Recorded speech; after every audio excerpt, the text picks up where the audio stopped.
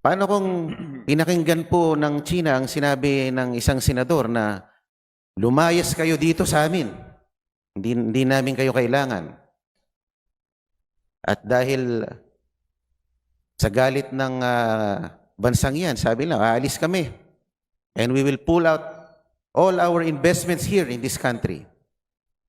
Pati yung mga nagtratrabaho sa inyo, sa amin, na mga OFWs, ay aming pauuwiin sa mainland China, sa Hong Kong, sa Macau at sa anumang mga teritoryo.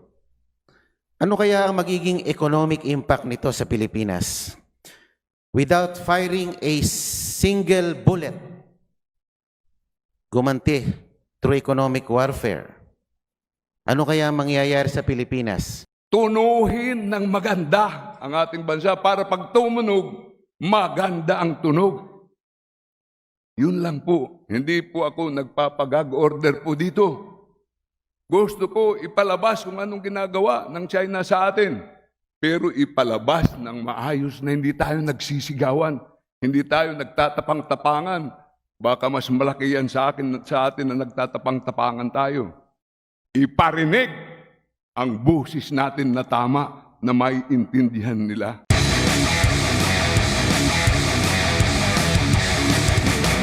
Una po ay hindi ko po sinasabi na igag natin si Tariela. Commodore J. Tariela. Commodore Tariela. Ang sinasabi ko po ay mag-coordinate sa ating foreign affairs. Kasi iba yung foreign affairs, may kurso po yan eh.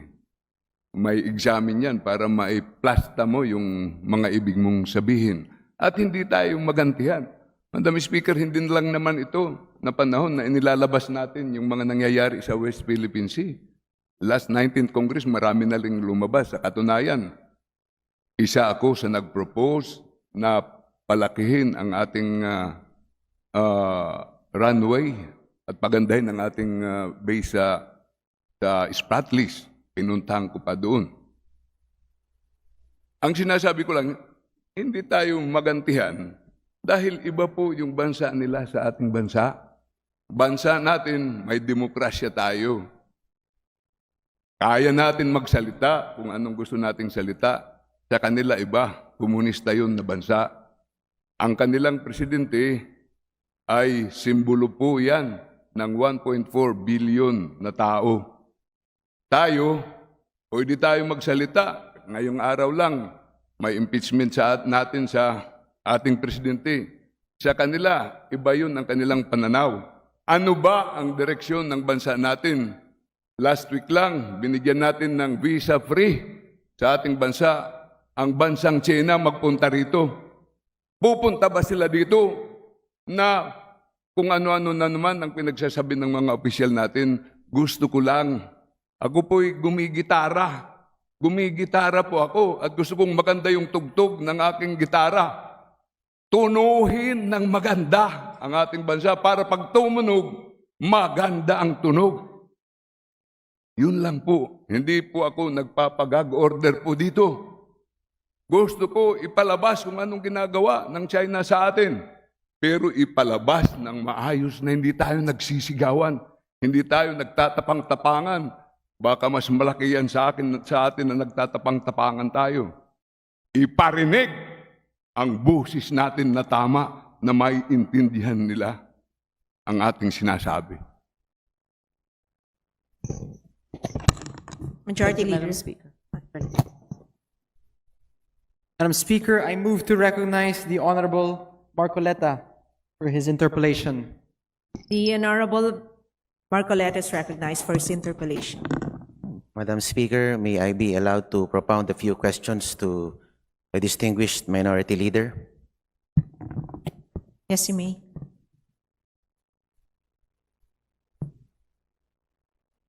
The Honorable Libanan. Of course, Madam Speaker, sorry. First of all, I express the same sentiment being expressed by our distinguished minority leader, that in assessing our sovereignty and territory,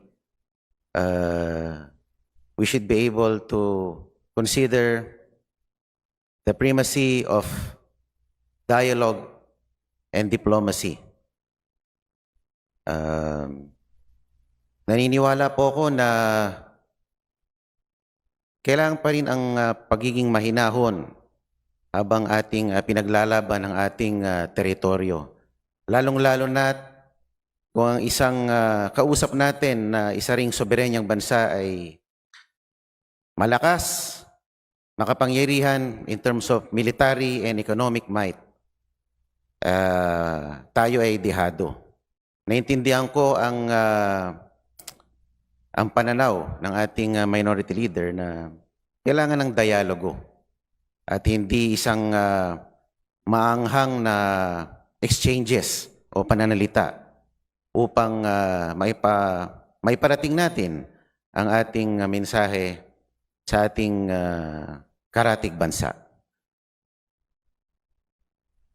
At kung maaari lang magtanong sa ating minority leader, would you know, distinguished minority leader, who is allowing or who is giving the blessing for Commodore Tariela to go around schools and universities and conduct such presentations to the Philippine studentry? May alam po ba kayo, Ginoong Minority Leader? Madam Speaker, bago siya magtanong, inaalaw po siya na gumamit po ng aking oras, kaya sasagutin ko po siya. Una po ay hindi ko po alam kung sino ang nag-aalaw sa kanya na umikot. Sabi ko naman, may academic freedom tayo. Hindi naman pinagbabawalan natin siya umikot. Ang sinasabi lang natin na professional ang handling doon. Maging tama yung maging seryoso, huwag dagdagan ng mga pwede nilang maging personal na response. Yun ang pinipersonal na nila tayo kasi pag nagcaricature tayo, para bang sa law, nag-argue ka, pag pinersonal mo yung tao, tawag dyan, argumentum ad hominem, pinipersonal mo na eh. Bawal yan sa husgado. On the level dapat ang ating usapan dito. Kaya sa tanong niyo po kanina, hindi ko po alam kung sinong nagpapaikot at kaya nga lang ako tumayo, hindi dahil sa pag-iikot, baka lang pwede ma-fine-tune ang kanyang ginagawa para hindi maka-agitate sa ating malaking bansang kapitbahay. Kasi, kumbaga, masyado nang mainit itong usapin na to. Tama po kayo, Ginoong Minority Leader. At dahil nga po hindi na pinapayagang magkaroon ng escalation ng tensyon sa pagitan ng dalawang bansa, ay sinabi ng DFA na itong persona non grata should be the last resort dahil hindi sila naniniwala na ito ang dapat gawing bala laban sa ambasador ng China. At during the interpellation, during the budget hearings po, sinabi po ng DFA, the tensions in the West Philippine Sea is not the sum total of our relationship with China, sabi po nila. And in fact, the trade relations between the two countries remain to be robust. At meron pa rin pong ugnayan between interparliamentary relations. Sa katunayan, tayo nga po ay tayo po ang ASEAN Chair ngayong taon na to. Kung hindi po natin gagamitin ng diplomasya para itaguyod ang ating posisyon, wala na po akong ibang alam na pamamaraan.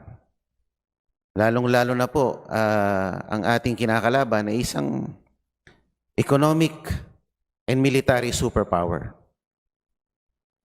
Paano kung pinakinggan po ng China ang sinabi ng isang senador na lumayas kayo dito sa amin, hindi namin kayo kailangan. At dahil sa galit ng bansang yan, sabi lang, aalis kami. And we will pull out all our investments here in this country.